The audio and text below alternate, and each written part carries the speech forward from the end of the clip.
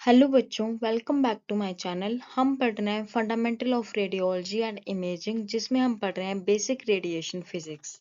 आज के सेशन में हम पढ़ेंगे interlocking of X-ray room and X-ray tube overloading and measures to prevent X-ray tube overloading. Interlock switch assembly को हम जो एक्सरे रूम के डोर होते हैं वहां पे लगाते हैं। और ये क्या अश्योर करता है? ये अश्योर करता है कि जो इलेक्ट्रिकल पावर है जो कि हम एक्सपोजर के दौरान देते हैं एक्सरे यूनिट को, वो तब तक ना दिया जाए जब तक कि जो डोर है वो क्लोज ना हो। और ये क्या प्रिवेंट करता है? ये प्रिवेंट करता है कि जो नॉन पेशेंट हैं उनको एक्सपोजर से प्रिवेंट करेगा। तब तक वहां पर एक्सपोजर नहीं दिया जाएगा तब जब तक कि जो डोर है एक्सरे रूम का वो क्लोज ना हो जाए।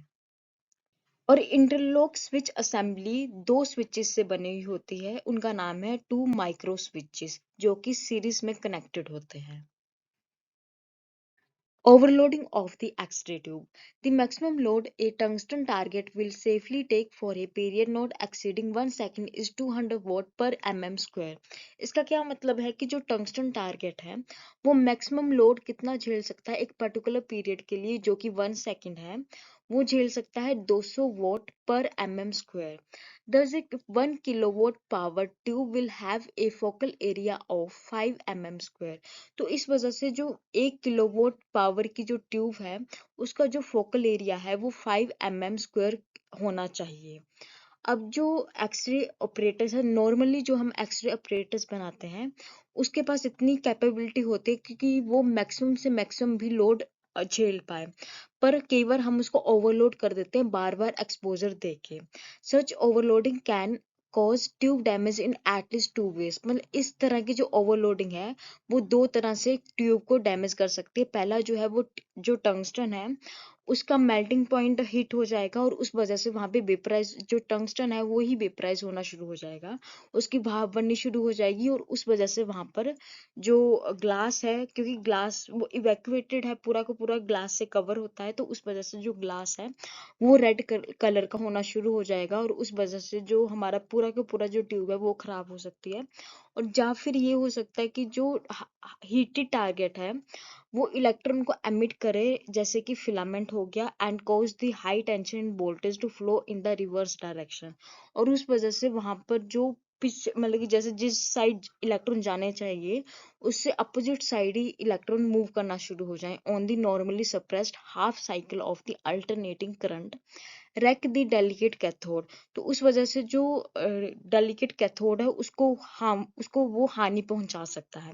Therefore the tube must also be operated with in its rating. तो उस वजह से जो ट्यूब है उसको उसकी जो जितनी रेटिंग दी गई है उसके हिसाब से ही उसको यूज करना चाहिए। कौन कौन से स्टेप्स हैं जो ओवरलोडिंग से प्रिवेंट करते हैं और साथ में जो ट्यूब लाइफ है उसको भी एक्सटेंड करते हैं? पहला जो है कि जो एनोड है उसको हमने थोड़ा सा वार्म अप कर लेना है एक्सपोजर देने से पहले। दूसरा है कि हमने जो एमए और केबीपी सेटिंग के जो स्विच हैं तब तक ऑन नहीं करने हैं जब तक कि रोटर अपना काम कर रहा है, ताकि जो फिलामेंट है उसकी इवेपोरेशन ना हो पाए।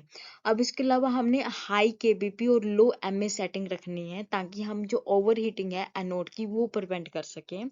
अब नेक्स्ट जो है वो है कि हमने जो करेक्ट ट्यूब रेटिंग चार्ट है किसी एक्सरे ट्यूब का उसको एक बार कंसल्ट कर लेना है हम एक्सपोजर देने से पहले कि कितना हमें केवीपी या कितना एमए वैल्यू रखनी है एक एक्सरे ट्यूब में, क्योंकि सभी की जो एक्सरे मशीन होते हैं सभी की जो रेटिंग चार्ट होता है वो अलग अलग होता है, थोड़ा बहुत वेरी करता है, तो उस वजह से वहां पे कंसल्ट जरूर कर लेना है ताकि जो एनोड है उसकी ओवर हीटिंग ना हो पाए। और जो एनोड है उसको हमने अननेसेसरीली मतलब कि बिना किसी बात के ही चलाते नहीं रहना है, उसको थोड़ा बहुत टाइम भी देना है ताकि जो एक्सटेंड वो जो ट्यूब है लाइफ है उसको वो एक्सटेंड कर सके। अब इसके अलावा जो कूलिंग है ट्यूब हाउसिंग की वो भी हमने करवाते रहना है ताकि जो ट्यूब हाउसिंग का जो ऑयल है वो हीट ना पकड़ ले और उस वजह से जो ट्यूब है वो खराब ना हो जाए।